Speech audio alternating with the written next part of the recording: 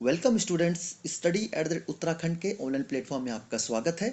हम लोग इकोनॉमिक्स का लेसन लेकर चल रहे थे, जिसमें हम लोगों ने एक पार्ट मतलब क्लास 1 हमने कंप्लीट कर लिया था, जिसमें हम लोगों ने भारतीय अर्थव्यवस्था का स्वरूप को समझा था। ठीक है, तो आज का सेशन जो रहेगा वो रहेगा राष्ट्रीय आय को समझने का हम प्रयास करेंगे। किस प्रकार से राष्ट्रीय आय की गणना की जाती है, राष्ट्रीय आय क्या होती है, उन सब चीज़ों को हम लोग समझने का प्रयास करेंगे। ठीक है, तो पहले राष्ट्रीय आय को समझने से पहले कुछ बेसिक तथ्य हैं। जैसे आपने सुना होगा जीडीपी, जीएनपी, ठीक है, NNP, NNP eight factor cost, ये सारी चीज़ें जानना आवश्यक है। थोड़ा सा हम उसको समझ लेते हैं और उसके बाद फिर हम क्वेश्चनों के माध्यम से क्लास को आगे लेकर चलेंगे। ठीक है, ये सारे क्वेश्चन लगातार आते रहेंगे और आप समझने का पहले हम समझ लेते हैं, फिर उसको इनको करने का प्रयास करेंगे। ठीक है।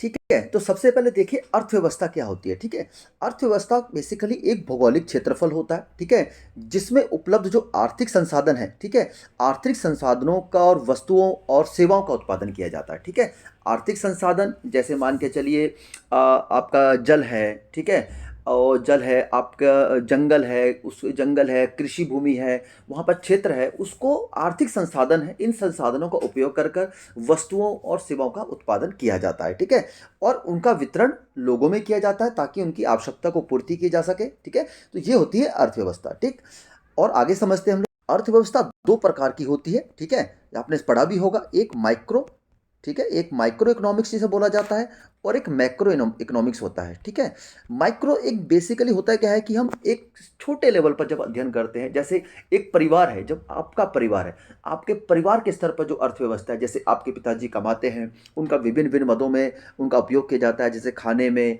आपके कपड़े में, ठीक है, आपके घूमनों में, ठीक है, और अन्य प्रकार के जो डेली के व्यय हैं उनका जब हिसाब किताब किया जाता है, जैसे आय और व्यय का जो लास्ट में निचोड़ निकाला जाता है मंथ के एंड में। ठीक है, तो उसे क्या कहते हैं, माइक्रो इकोनॉमिक्स। ठीक है, अब जब अर्थव्यवस्था का अध्ययन एक बहुत बड़े लेवल पर किया जाता है, जैसे एक पूरे हमारे कंट्री स्तर पर, भारत स्तर पर, भारत की आय का संसाधन, भारत के आयात निर्यात, अलग प्रकार के इन्वेस्टमेंट, या वर्ल्ड लेवल पर या कई देशों के मिला के अर्थव्यवस्था का अध्ययन किया जाता है, तो उसे मैक्रो इकोनॉमिक्स कहा जाता है। या ये समझनी होंगी आपको। ठीक है, अब हम समझने का प्रयास करते हैं राष्ट्रीय आय को। ठीक है, राष्ट्रीय आय या नेशनल इनकम को। ठीक है, अब राष्ट्रीय आय को समझने से पहले हमें कुछ टर्म्स को समझने की आवश्यकता है, और राष्ट्रीय आय को उसके बाद हम निकाल लेंगे। ठीक है, तो सबसे पहले टर्म्स आती है राष्ट्रीय आय के संबंध में जीडीपी। ठीक है, जीडीपी आप समझते होंगे, जीडीपी का प्रयोग वर्तमान में भी किया जाता है और आराम से आप कई बार समाचार पत्रों में भी इस शब्द को आप सुनते होंगे। ठीक है, जीडीपी क्या होता है? जीडीपी एक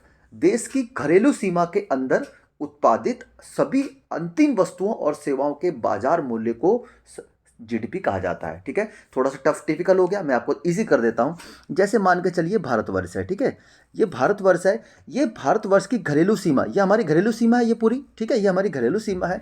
इस सीमा के अंदर जितनी भी हम उत्पादन करते हैं वस्तुओं का, ठीक है, चाहे हम लोग उत्पादन करें, कुछ हमारी कंपनियां हैं, कुछ विदेशी कंपनियां हैं, जितना भी उत्पादन करते हैं इसके अंदर, इस सीमा के अंदर। ठीक है, तो जैसे मान के यहाँ पे रिलायंस का प्लांट है, इसी प्रकार यहाँ पे अमेजॉन कंपनी भी है, चाहे विदेशी हो चाहे विदेशी हो, इस सीमा के अंदर जितना भी उत्पादन होता है उनका अंतिम मूल्य, ठीक है, अंतिम मूल्य को हम क्या कहते हैं? जीडीपी के अंदर। ठीक है, अगर हम विदेश में कोई कमा रहे हैं वो अलग हो जाएगा, उसको नहीं काउंट करेंगे। इस देश की सीमा के अंदर जो जो भी हमारी सीमा के अंदर उत्पादन होगा उसे जीडीपी कहा जाता है। ठीक है, ओके, अब इसमें जीडीपी में आपको एक चीज़ समझने की आवश्यकता होती है, इसमें हम अंतिम मूल्य को ही लेते हैं।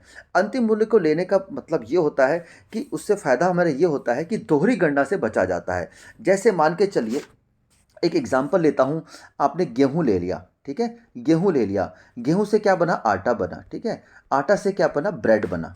ठीक है, जब ब्रेड बना, ठीक, अब आपका जो आपका 1 केजी गेहूँ है, ठीक है, 1 केजी गेहूँ हमने ले लिया, 1 केजी गेहूँ का मूल्य मान के चलता हूँ मैं 10 रुपये है। ठीक है, इससे आपने आटा बनाया, उस 1 केजी आटा बनाया, 1 केजी आटा का मूल्य आपने 12 रुपये रख दिया। ठीक है, उसी से आपने 1 केजी ब्रेड बनाया तो उसका मूल्य रख दिया 20 रुपये। ठीक है, प्रारंभ में क्या था? गेहूं था, आटा बना, ब्रेड बना उसके बाद। ठीक है, तो अब इसका जो अंतिम मूल्य का जीडीपी कैसे गणना करेंगे? इसमें हम तीनों को नहीं जोड़ेंगे। क्यों? अंतिम मूल्य लेना है। अगर हम तीनों को जोड़ेंगे, अगर इन तीनों को जोड़ देंगे तो ये गलत हो जाएगा। ठीक है, ये हो जाएगा लगभग आपका 42 रुपये, ये गलत हो जाएगा, ये जीडीपी की दोहरी गणना हो जाती है।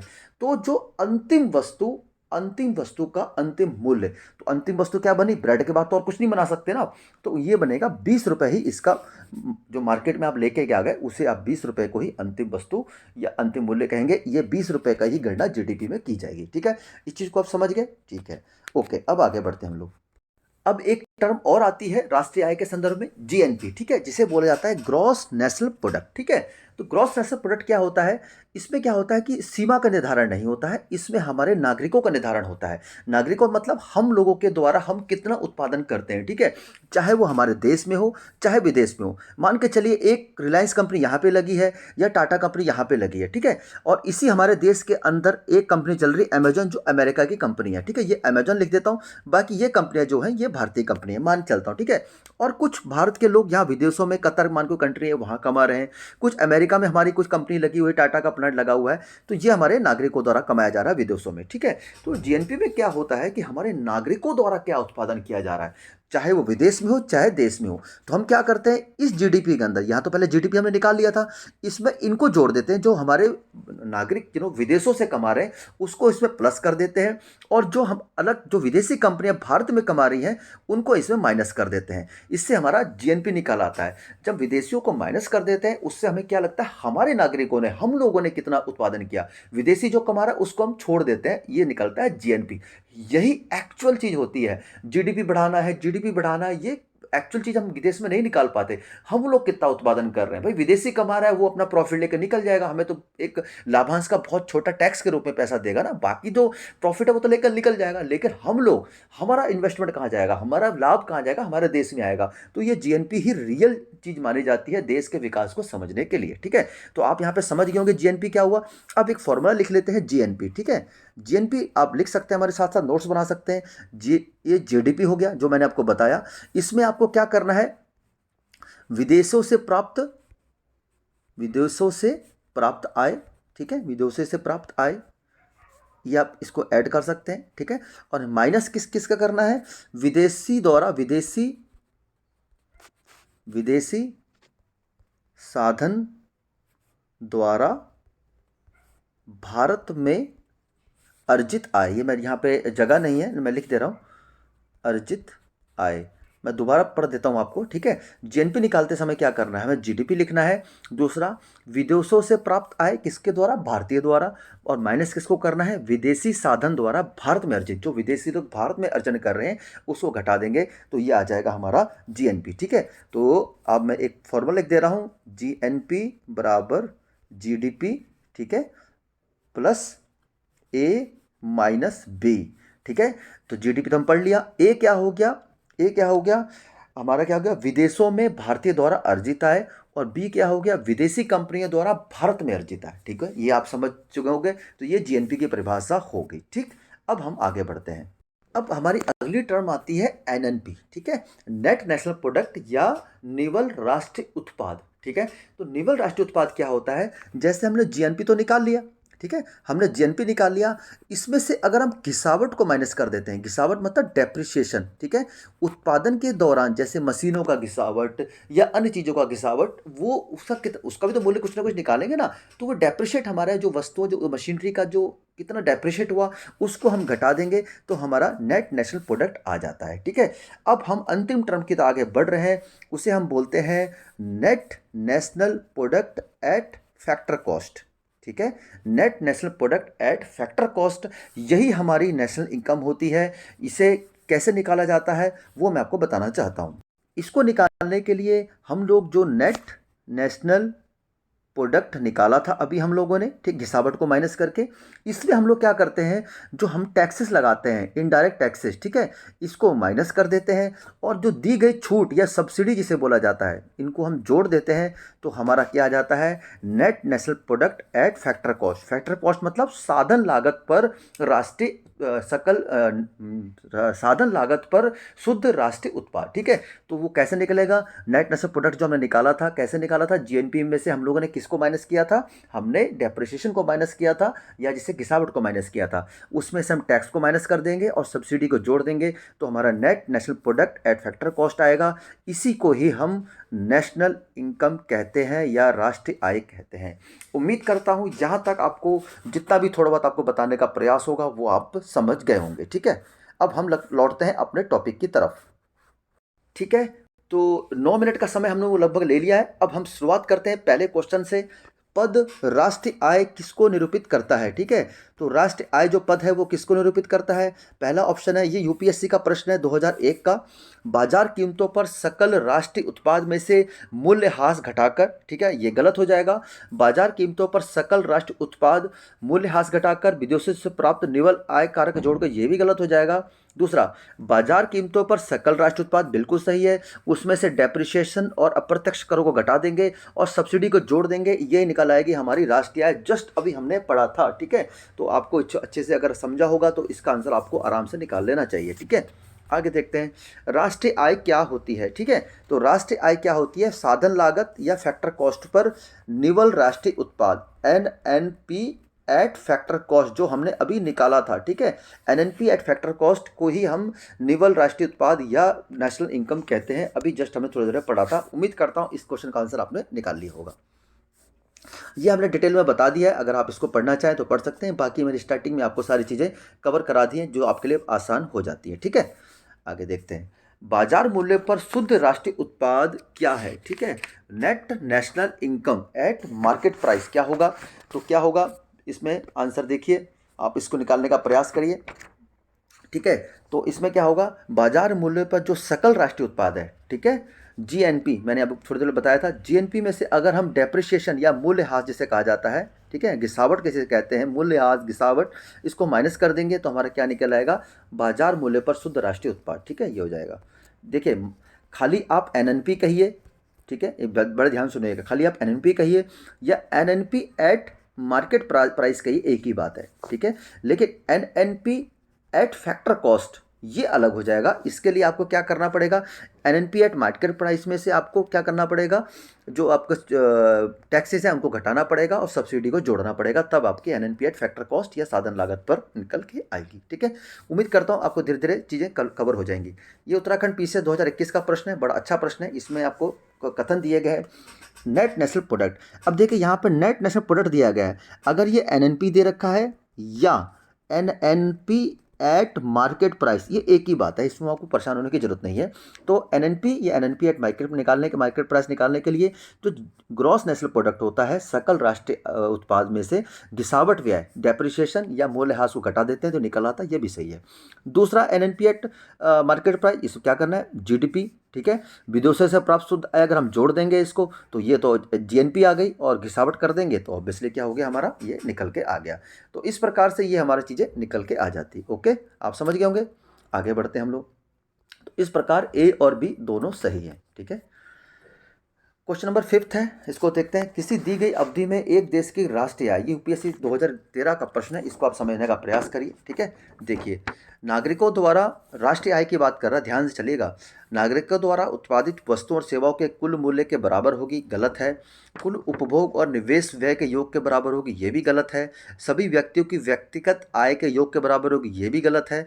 उत्पादित अंतिम वस्तुओं और सेवाओं के मौद्रिक मूल्य के बराबर होगी, ये बिल्कुल सही है। याद रखिएगा, इस चीज को ध्यान से चलिएगा। ठीक है, ओके। एक खुली हुई अर्थव्यवस्था में अर्थव्यवस्था की राष्ट्रीय आय वाई है, ठीक है, और CIGXM क्रमशः उपभोग, निवेश, सरकारी खर्च, कुल निर्यात, कुल आयात।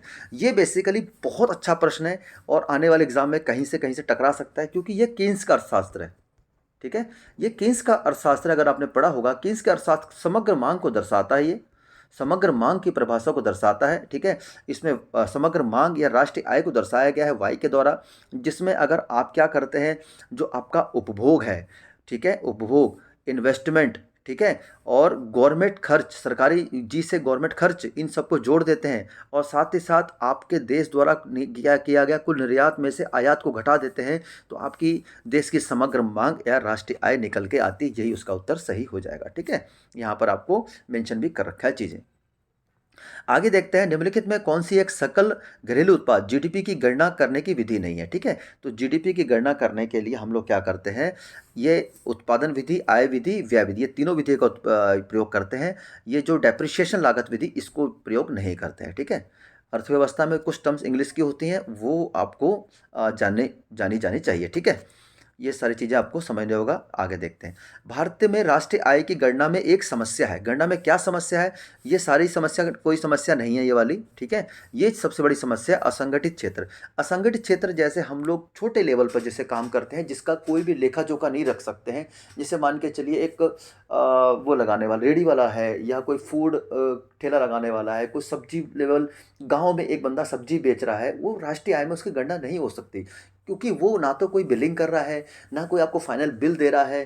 जैसे बहुत छोटे लेवल पर आपका बिजनेस होता है, उन सब चीज़ों को असंगठित क्षेत्र कहा जाता है। उसका आप रिकॉर्ड नहीं रख सकते। सबसे बड़ी समस्या यही रहती है, ठीक है। ओके, आगे बढ़ते हैं। निम्नलिखित कथनों को पढ़िए तथा सही विकल्प को चुनिए, ठीक है। देखते हैं, पहला है ऑप्शन क्या दे रखा है, शुद्ध घरेलू उत्पाद, ठीक है। शुद्ध घरेलू उत्पाद, सकल घरेलू उत्पाद, और क्या कहते हैं इसको, मूल्यह्रास, ठीक है। तो ये गलत हो जाएगा। सकल घरेलू उत्पाद, ठीक है। जो आपका क्या कहते हैं जीएनपी की बात कर रहा है, ग्रॉस नेशनल प्रोडक्ट, ठीक है। तो ये गलत हो जाएगा। मूल्यह्रास को घटाते हैं उसमें से, तो ये गलत हो जाएगा, ठीक है। ये हम अच्छे से पढ़ लिया, इसमें आपको दिक्कत नहीं होनी चाहिए। दूसरा दूसरा ऑप्शन है, कथन दूसरा है, प्रति व्यक्ति आय, तो शुद्ध घरेलू उत्पाद और राष्ट्र की कुल जनसंख्या, ठीक है। तो ये भी गलत हो जाएगा। इसमें क्या होगा, शुद्ध घरेलू उत्पाद नहीं होगा, इसमें इसमें क्या करेगा, राष्ट्रीय आय, ठीक है। राष्ट्रीय आय में देश की कुल जनसंख्या का भाग देंगे तो ये निकल के आएगा, ठीक है। ये गलत हो गया।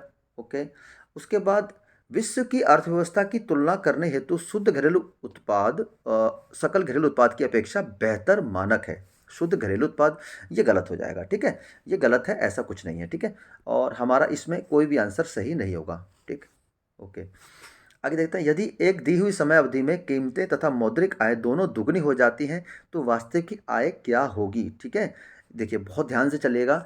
दी हुई समय अवधि में कीमतें और मौद्रिक आय दोनों दुगनी हो जाए, ठीक है। मौद्रिक आय जो आपकी आय है वो भी दुगनी हो जाए और कीमतें भी दुगनी हो जाए, तो ये तो वास्तविक आय में कोई प्रभाव नहीं पड़ेगा। दोनों चीज़ दुगनी, कीमतें भी दुगनी हो रही हैं और आय भी दुगनी हो रही है, तो क्या फर्क पड़ेगा? कुछ भी फर्क नहीं पड़ेगा, तो अपरिवर्तित रहेगी, ठीक है।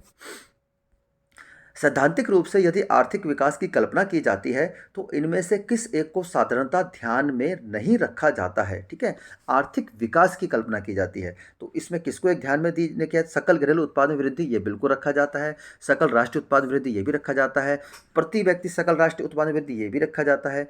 विश्व बैंक से वित्तीय सहायता वृद्धि, ये नहीं है, ठीक है। ये आर्थिक विकास की संकल्पना नहीं है। कर्ज आपको कभी भी आपको आर्थिक विकास नहीं दे सकता, आप याद रखिए, जबकि जब तक आप उस कर्ज का सही उपयोग नहीं करते हैं, ठीक है। तो ये ऑप्शन बी हमारा सही हो जाएगा, ठीक। भारतीय अर्थव्यवस्था के बारे में अमर्त्य सेन के द्वारा सुझाए गए सुझावों में संबंधित निम्नलिखित कथनों पर विचार करिए, ठीक है। तो इनको विचार करते हैं, क्या अमर्त्य सेन द्वारा क्या कहा गया, ठीक है। अमर्त्य सेन बेसिकली एक कल्याणकारी अर्थशास्त्र थे। उनके अनुसार आर्थिक विकास का मुख्य लक्ष्य मानवीय विकास है, ठीक है। अब देखिए, एक भारत में एक बहुत बड़ी विडंबना है, मैं आपको बताना चाहता हूँ। हम लोग क्या करते हैं कि आर्थिक विकास की तरफ नहीं बढ़ रहे हैं, हम आर्थिक समृद्धि की तरफ बढ़ रहे हैं। समृद्धि क्या होती है, ठीक है। समृद्धि क्या होती है, देश की जीडीपी बढ़ रही आ रही है, ठीक है। जीडीपी बहुत अच्छी बड़ी बात है, वर्ल्ड में हम चौथी बड़ी इकोनॉमी आ गए, बहुत अच्छी बात है, जीडीपी बढ़े जा रही है, बढ़े जा रही है। लेकिन इस जीडीपी का लाभ क्या प्रत्येक नागरिक को पहुंच रहा है, ठीक है। अगर इस जीडीपी का लाभ अगर प्रत्येक नागरिक को पहुंच रहा है तो वो हो जाएगा आपका आर्थिक विकास।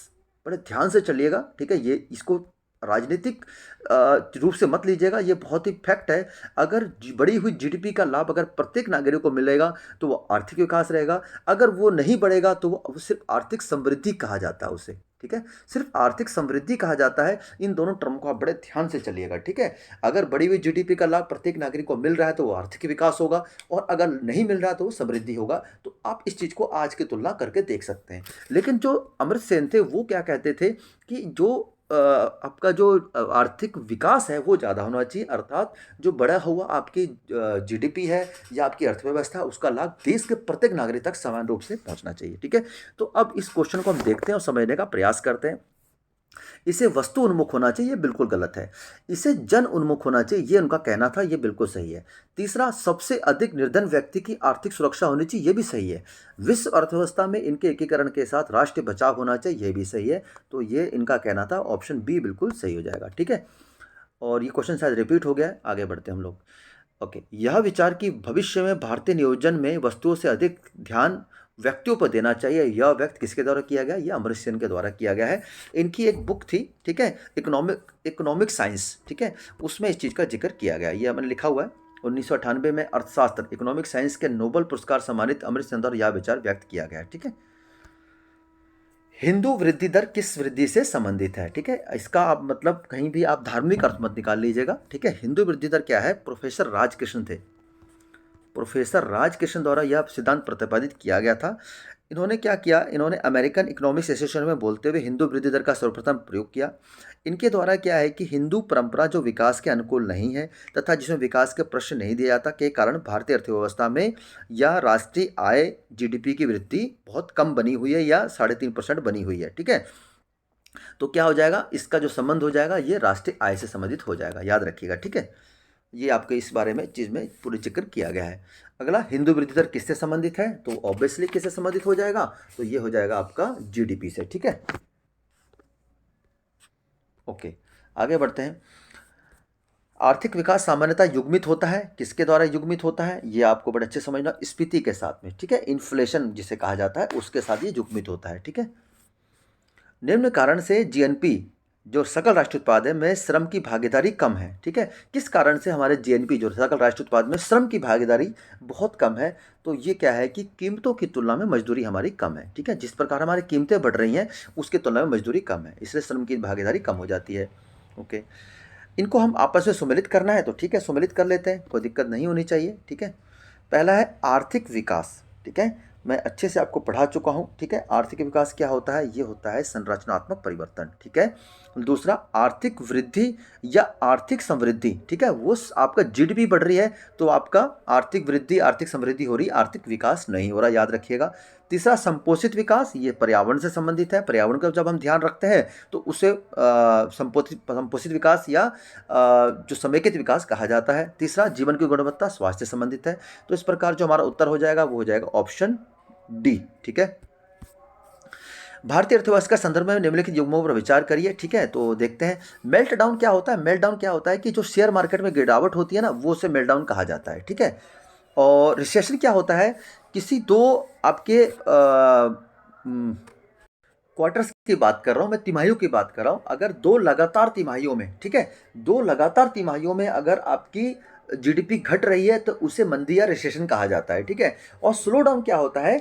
जो जीडीपी तो बढ़ रही है, जीडीपी तो बढ़ रही है लेकिन जीडीपी के बढ़ने की रफ्तार कम हो जाती है, ठीक है, तो उसे कहा जाता है आपका स्लो डाउन, ठीक है।